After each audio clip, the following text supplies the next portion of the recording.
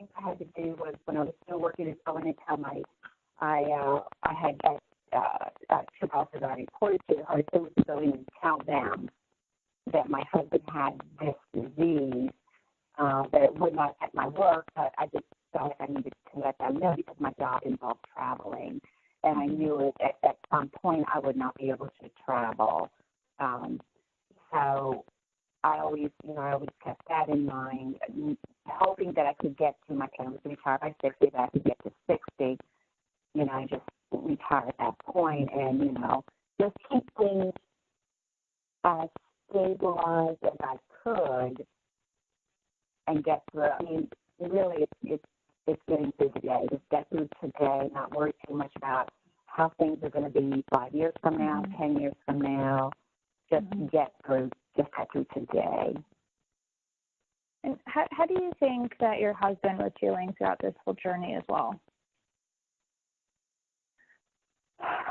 I don't know. I think that he did. It's like I have a disease, but I don't understand why this is happening to me. He never felt sorry for himself. He never feels sorry for himself.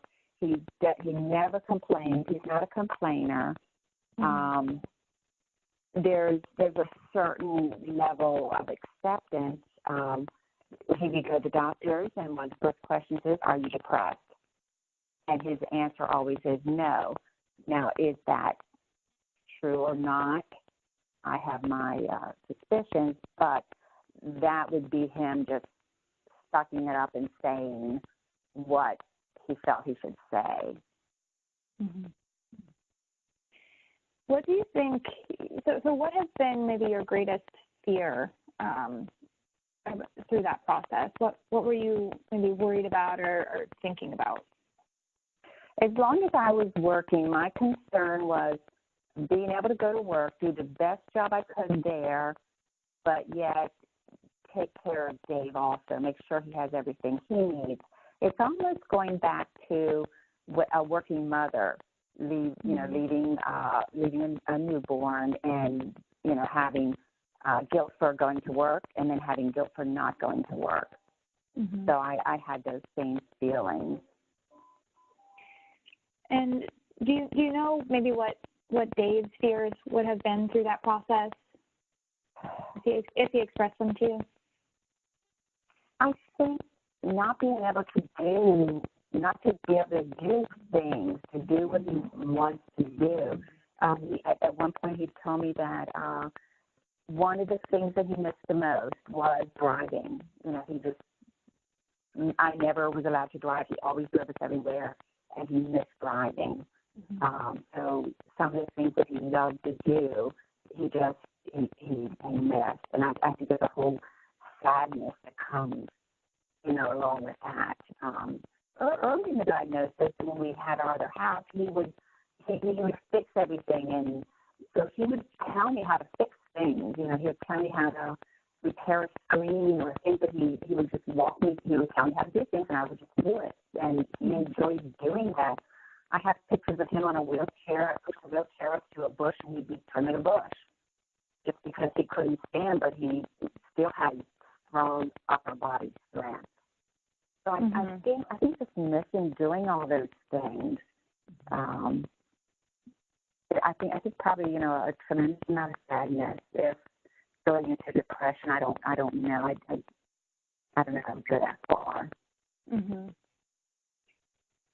So when you finally did receive that PSP diagnosis for your husband, you mentioned that it made sense. The symptoms clicked. If you could try to maybe summarize in maybe one or two words, what was the emotion that you felt at that time? To get the diagnosis, it probably sounds stupid, but it was relief. To know what the disease was he had, it was relief. Mm-hmm. And why is that so powerful to know that? And that's such to know what the diagnosis is, because I don't think you can't fight something. You can't, if you don't know what it is, if you don't know what you're fighting, you can't fight it. And I just felt like it gave us something tangible to hold on to know what was happening. if there was a couple of things that stand out that your doctor had been telling you, or the symptoms that he was telling you about PSP that really aligned, what was it that really made it make so much sense for you? I think probably the swallowing. One of the early things was balance.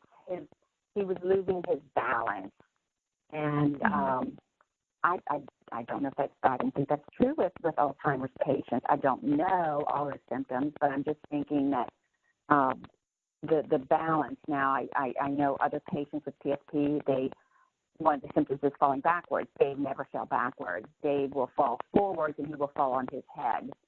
And he's had, over the years he's had his share of falls. Mhm.